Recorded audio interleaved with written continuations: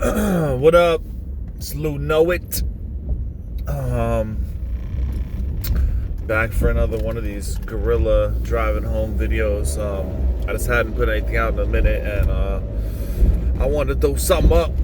So I figured I've been wanting to talk about the Joker. I made a review, and I made it spoiler free because one of my biggest issues with reviews, movie reviews, is they give away too much. And I mentioned at the beginning of the video that it made me think about the fact that it really is difficult to, if you're trying to discuss the finer points of a movie, finer points, whatever, if you're trying to discuss points of interest, criticisms, whatever, it is difficult without giving away specifics, particularly in certain situations. And so I figured I'd come back because I tried to make that review something that someone could watch who hadn't seen it, trying to decide whether they want to see it. And then this is more of like a post viewing sort of discussion of it, albeit a discussion with myself, but you know what I mean. So basically,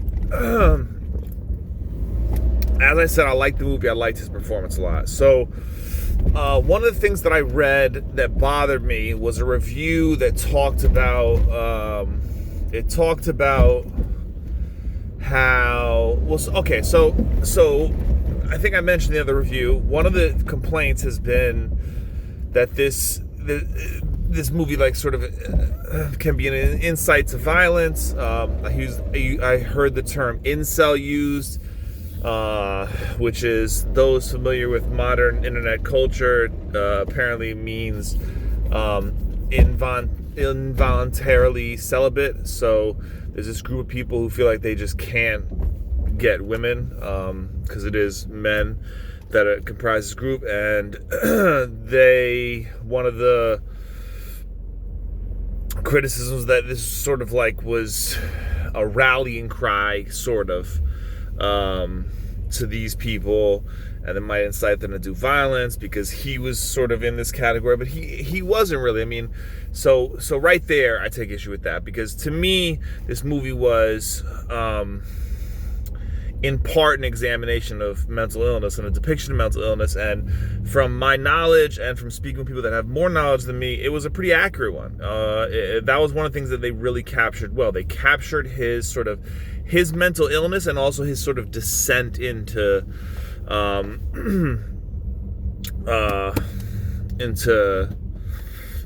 further mental illness or madness, whatever you want to call it. And the things that compelled him that way weren't like women and being spurned by women. I mean, there was one scene, I'll get to that, it connects to the next thing I want to talk about, but there's one part where there's an element of that, but the thing that, I think one of the most prominent things was that the government cut funding to psychological programs. And honestly, I think that genuinely one of the biggest problems facing America, it applies to things like school shootings, it applies to police. There's not enough focus on psychological treatment of, what I think is widespread psychological issues in communities, and in instances of cops not being treated for PTSD, not being properly trained, in instances of children not being properly treated. And I think, honestly, that's more important than gun control. But I don't want to get too political. So this film, I felt like, touched on, it was a really interesting, accurate depiction of mental illness, and it talked about how basically he was being cut off by the government. The government wasn't doing enough. So I felt like that was a very insightful and interesting and intelligent commentary on a situation, a very real situation that's going on. So right there, it's nothing to do with incels and inciting incels to violence. Now, the thing I was talking about before that I said I would lead to the next thing was, one of the things I read in the review was they minimized the actress, I believe, who played Domino. I like her. So she was a roommate of his, of Joker, Arthur. She was roommate, neighbor in his building.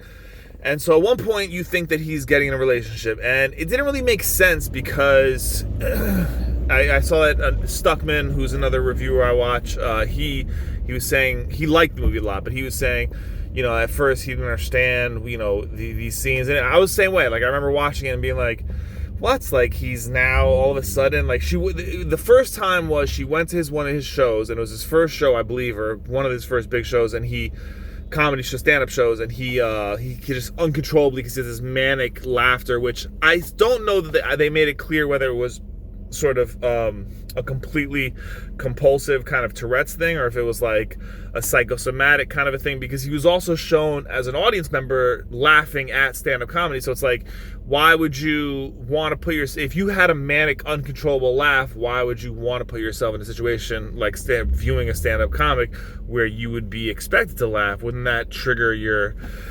problems? So to me, there was like a psychosomatic element where it's like he was manifesting this laugh. It wasn't necessarily some like uncontrollable thing, but who knows? But basically, he invites her, this neighbor, and he uncontrollably laughs for like the first minute of the set. And it's sort of weird. And one of the things that I worried about was like, was it going to be awkward having these scenes of stand-up? And I thought they did a good job of making it awkward enough, but not like unpleasant, really. And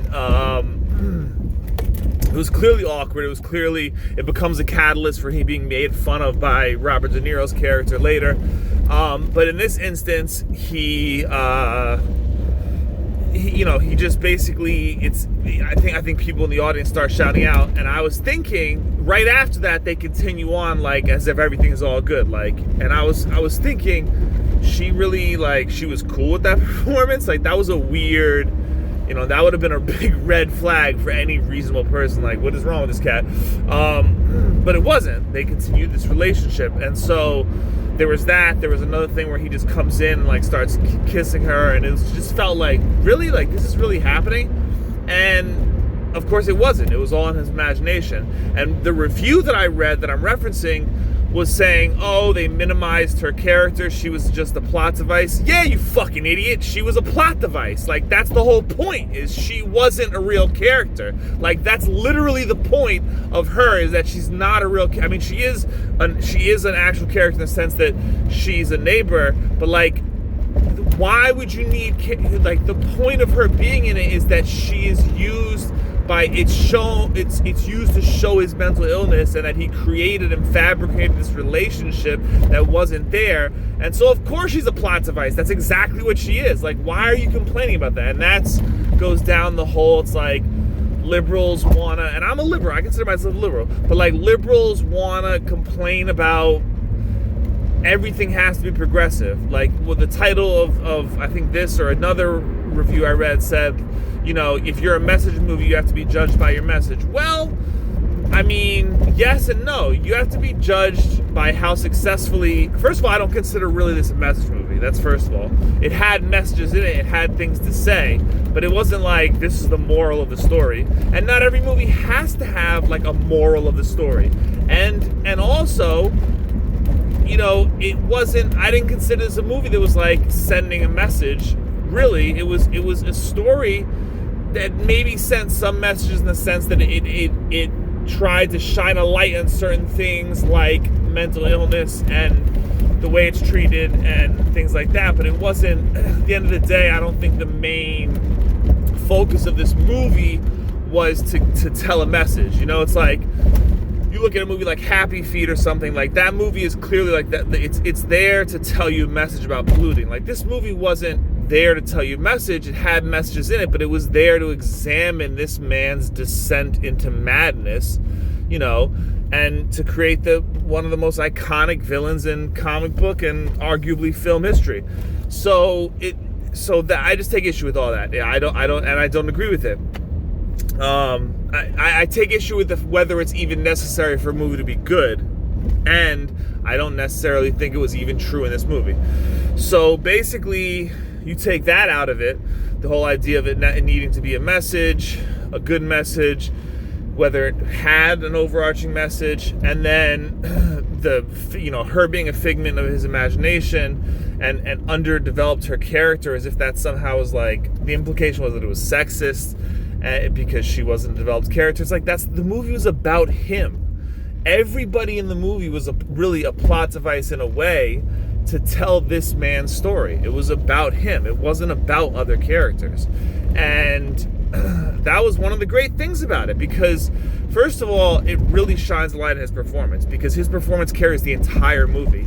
And again, I was trying to think of what else I would compare it to, because it's not a superhero movie, but even though it takes place in the comic universe, it's sort of an anti-hero movie, but it's not, he's not even a hero, it's like an anti-hero turned, Taxi Driver, which of course, my understanding is that I believe intentionally, but certainly, it was based on in some ways, or had certain similarities to Taxi Driver. It's a similar type movie. It's a dark movie, and it's like, well, what would you call him? Is he a anti-hero? He's the protagonist, but he's not likable, and he becomes less likable. And the same thing is true of Joker. So I was trying to think of other movies to compare it to. I'm not really, I'm not necessarily drawing a lot, but it was this kind of dark. It's this kind of dark character examination.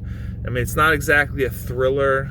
It has moments that are like that. It's not really action. It has moments, I repeat that I did like the R rating. The parts where he just came out, when he blasted him, or when he stabbed the other guy with the midget there, they were so visceral, and so the way he acted, and then he was nice with the midget. I just thought those parts were great. And so I'm adding that into sort of how do I categorize what kind of genre movie this falls into, and that's another thing I like about it. I think it was fairly unique. Basically it's it's a dark character study, and I don't know what else I would say beyond that.